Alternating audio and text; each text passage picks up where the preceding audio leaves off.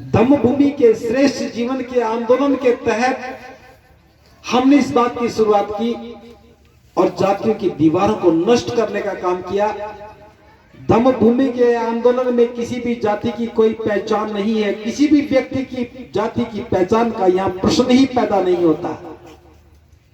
मैं आप लोगों से भी अनुरोध करना चाहता हूं, आप लोग भी अपनी जाति की पहचान को खत्म करने का काम करें। जाति की पहचान को खत्म करके अलग अलग जाति के टुकड़ों में बटे हुए लोगों को एक करने का काम करें। और ये काम मौखिक नहीं है, ये काम केवल बातों का काम नहीं है, ये काम व्यवहारिक काम है। और इसके लिए बाबा साहब ने हमें समझाया है, बुद्ध ने हमें बताया है। जैसे पहाड़ों से नाले निकलते हैं, छोटे छोटे नाले मिलकर के बड़ा नाला बना देते हैं, बड़े नाले मिलकर के नदी बनाते हैं। नदी का नाम है गंगा है, यमुना, गोदावरी, कावेरी, रावी, सतलुज, व्यास, चिनाब। सैकड़ों नदियां बहती हैं, जो जहां से चलती है वहां से शुरू होकर के समुद्र तक चली जाती है। नदी का वही नाम रहता है, लेकिन जो ही नदी समुद्र में चली जाती है वो समुद्र हो जाती है, नदी का नाम खत्म हो जाता है।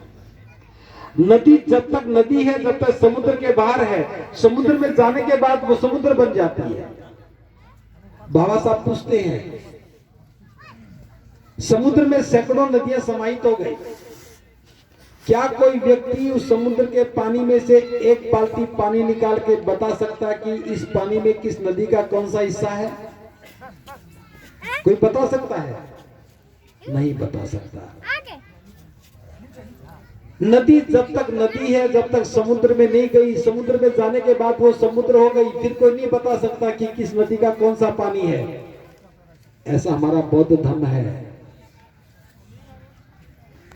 कोई व्यक्ति किसी भी जाति में किसी भी गोत्र में पैदा हुआ हो, लेकिन जब वो बुद्ध की शरण में आता तो बौद्ध बन जाता है। जातियां खत्म हो जाती, जाति की पहचान नष्ट हो जाती है। हमारी पहचान नष्ट हो जाए, हमारे नाम भी बदल जाए और हम केवल बौद्ध कहलाएं। ये एक आंदोलन था और हमने क्या समझ लिया? जाति के नाम के संगठन, जाति के नाम के काम, जाति के लोगों में जाके काम करना।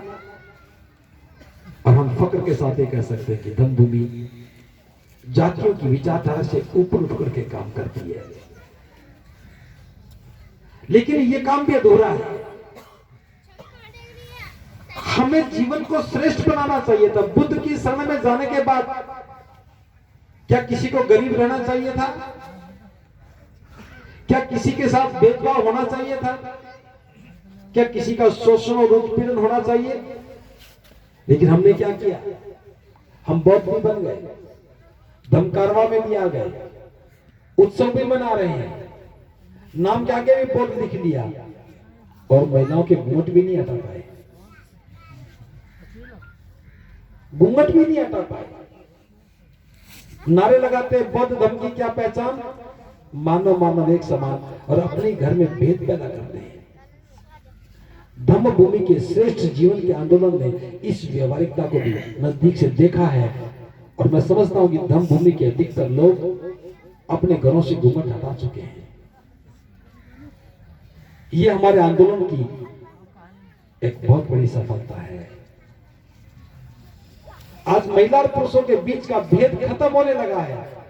यह धम्म भूमि का प्रयास है।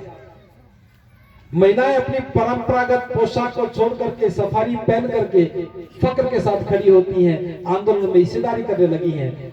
यह हमारी पहचान है। हम इस आंदोलन को और आगे ले जाना चाहते हैं। जीवन को श्रेष्ठ बनाने के लिए अब हमें और बारीकी से समझना होगा। बाबा साहब के प्रयासों से हमें शिक्षा मिली, हम बात को समझने लगे और समझने लगे तो समझाने लगे। लेकिन आज हम देख रहे हैं पिछले एक लंबे प्रयासों के बाद शिक्षा का स्तर गिरता चला गया। जिन सरकारी पाठशालाओं में, जिन सरकारी विद्यालयों में शिक्षा बांटने का काम किया जाता था, अब वहां दलिया बांटने लगे।